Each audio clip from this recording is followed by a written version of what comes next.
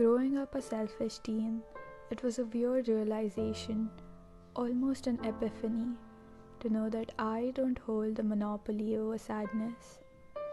I remember back when I was not allowed to lock my doors.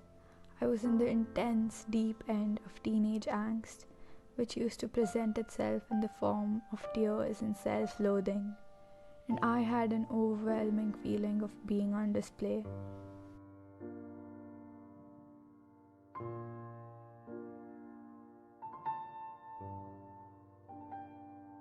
My volatile emotions didn't seem to know when to present themselves and always arrived in the worst of times and always made me feel like there is nowhere I could feel those emotions in peace, that I had to somehow manage all those feelings in the presence of those who knew me. I think for the first time my surroundings seemed insufficient.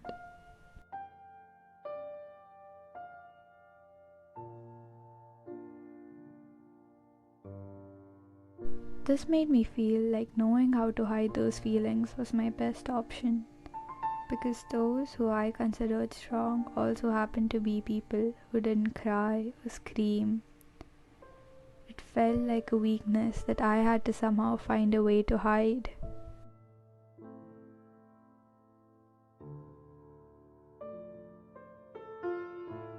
I think one of the major things I learned in the past few years is that everyone feels, and sometimes they feel a lot too.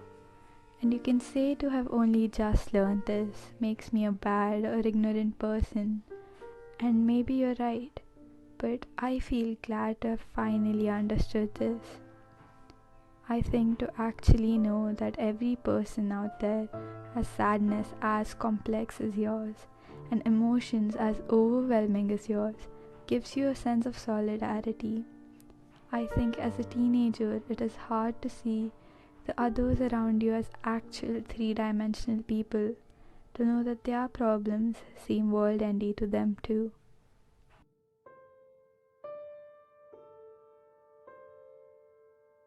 I mean, maybe if I knew this then, I wouldn't feel the shame. The shame in feeling things intensely, but I also think it's the type of thing that you can only grow to understand, even if you hear it from others.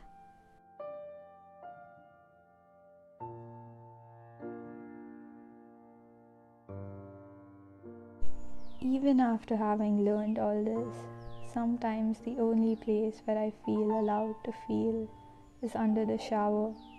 And even then, I feel a tinge of disappointment at allowing myself to feel this much in the first place. But I still think it helps to know this, to know that I am not alone in this.